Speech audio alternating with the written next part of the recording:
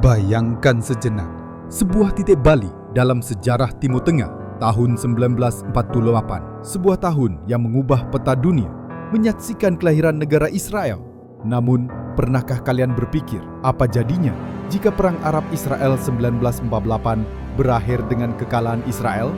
Sebuah pertanyaan hipotetis yang mungkin terdengar radikal, tapi mari kita gali lebih dalam skenario alternatif ini, melampaui sejarah yang kita ketahui, dan menambahkan beberapa informasi terkini untuk memberikan gambaran yang lebih natural.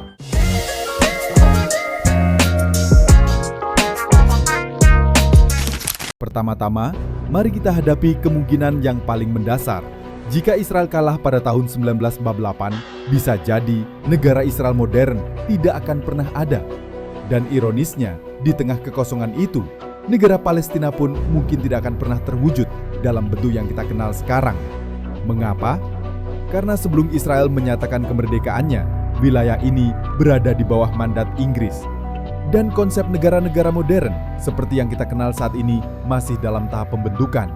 Tanpa konflik yang membentuk identitas nasional yang kuat, nasib wilayah ini bisa jadi sangat berbeda. Tanpa pembentukan Israel, komunitas Yahudi yang tersebar di Timur Tengah dan seluruh dunia kemungkinan besar akan tetap ada. Ingat, sebelum 1948, komunitas Yahudi telah hidup berdampingan dengan damai di berbagai negara Arab seperti Irak, Mesir, Suriah, Yordania, bahkan hingga ke Maroko dan Sudan. Mereka akan terus berkembang di negara-negara tersebut, berintegrasi dan membangun kehidupan. Gerakan Zionisme yang mendorong kembali ke tanah leluhur mungkin akan mengambil arah yang sangat berbeda atau bahkan memudar intensitasnya. Tanpa ancaman eksistensial dan kebutuhan akan tanah air, dorongan untuk kembali ke Zion bisa jadi tidak sekuat itu. Sejarah mencatat, sebelum 1948, banyak komunitas Yahudi hidup makmur di Baghdad, Kairo, dan Damaskus.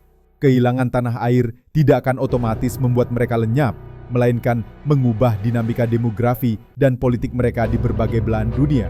Pertumpahan darah, jika terjadi, kemungkinan besar akan terbatas pada wilayah yang diperebutkan di Palestina. Namun, siapapun yang menang, sejarah menunjukkan bahwa koeksistensi akan tetap ada. Faktanya, bahkan saat ini, sekitar 20-25% warga Israel adalah keturunan Arab. Sebelum Israel berdiri, masyarakat Yahudi dan Arab sudah hidup berdampingan di wilayah tersebut. Konflik 1948 adalah titik didih dari ketegangan yang sudah ada. Namun bukan berarti keberadaan satu kelompok akan sepenuhnya menghilangkan yang lain. Mungkin pertumpahan darah lebih kecil, dan mereka yang tersisa akan hidup berdampingan dalam satu entitas, namun di bawah pemerintahan yang berbeda. Nah, ini bagian yang menarik. Jika Israel kalah, tepi barat kemungkinan besar akan menjadi milik Yordania, dan jalur Gaza akan menjadi bagian dari Mesir. Dataran tinggi Golan mungkin akan tetap menjadi wilayah Suriah. Meskipun kita tahu dalam sejarah sebenarnya Suriah kehilangan wilayah ini dalam perang 6 hari bertahun-tahun kemudian. Tapi disinilah potensi konflik baru muncul. Perebutan wilayah yang ditinggalkan oleh warga Yahudi. Ingat, wilayah mandat Inggris yang kelak menjadi Israel ini juga dihuni oleh komunitas Yahudi sebelum 1948. Jika mereka pergi atau terpaksa pindah, negara-negara Arab yang bersekutu seperti Yordania, Mesir, Suriah, dan Lebanon bisa jadi akan saling berebut wilayah subur seperti Galilea. Ini bisa memicu konflik internal yang berkepanjangan di antara negara-negara Arab itu sendiri, alih-alih fokus pada satu musuh bersama. Konflik yang berkepanjangan di wilayah tersebut akan mendorong eksodus warga Yahudi ke luar negeri. Mereka mungkin akan membanjiri negara-negara Arab tetangga seperti Irak, Suriah, dan Mesir, asalkan mereka diterima. Ini bisa menciptakan pertumbuhan komunitas Yahudi yang signifikan di negara-negara tersebut, dan bahkan mungkin menyebar lebih luas hingga ke Eropa dan bahkan Asia, termasuk Indonesia, jika ada kesempatan dan penerimaan. Eropa yang sudah memiliki komunitas Yahudi besar mungkin akan jadi rumah bagi lebih banyak lagi pengungsi. Lalu bagaimana dengan Arab Palestina? Tanpa sebuah negara Palestina yang berdaulat, nasib mereka bisa jadi sangat sulit. Mereka mungkin akan menjadi masyarakat tanpa kewarganegaraan, seperti halnya suku Rohingya saat ini, hidup di tengah ketidakpastian dan terusir. Mereka yang beruntung mungkin akan diterima oleh sanak saudara mereka di Suriah, Irak, Mesir, atau Lebanon. Namun, sebagian besar bisa jadi hidup dalam pengungsian tanpa identitas nasional yang jelas. Skenario ini bisa jadi menyerupai nasib bangsa Kurdi. Warga Palestina mungkin akan berjuang untuk mendirikan negara mereka sendiri di wilayah bekas mandat Inggris. Namun upaya ini kemungkinan akan dianggap sebagai pemberontakan oleh negara-negara Arab yang telah mengambil alih wilayah tersebut. Mereka bisa saja diburu oleh Mesir, Suriah, atau Yordania, mirip dengan bagaimana Turki memburu Kurdi atau seperti rezim Saddam Hussein yang pernah menindas Kurdi. Ini akan menjadi konflik internal yang tragis dan berkepanjangan, di mana bangsa Palestina yang seharusnya menjadi pemenang justru menjadi korban. Kebangkitan nasionalisme Arab setelah kemerdekaan dari Kekaisaran Ottoman yang dalam sejarah kita menguat dengan lahirnya Israel akan berbeda arah. Tanpa musuh bersama bernama Israel, konflik sektarian antara Sunni dan Syiah kemungkinan besar akan semakin meruncing. Perebutan lahan yang tidak bertuan dan dominasi regional akan memicu ketegangan internal di dunia Arab, menggeser fokus dari perjuangan melawan penjajah ke persaingan kekuasaan di antara mereka sendiri.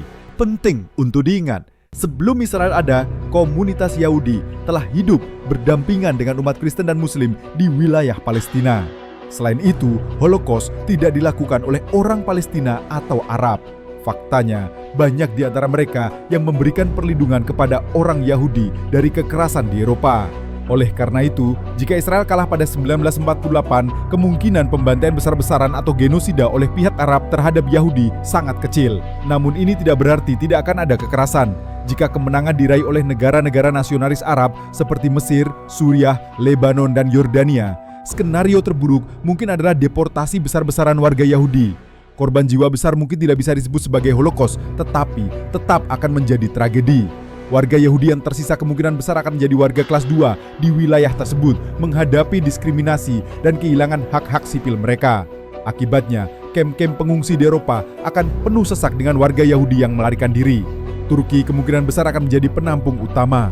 Mengapa Turki? Karena Turki masih menyimpan sakit hati setelah kehilangan Jazirah Arab akibat Revolusi Arab dan selama berabad-abad di bawah Kekaisaran Ottoman, komunitas Yahudi telah banyak membantu Turki dan tidak pernah memberontak.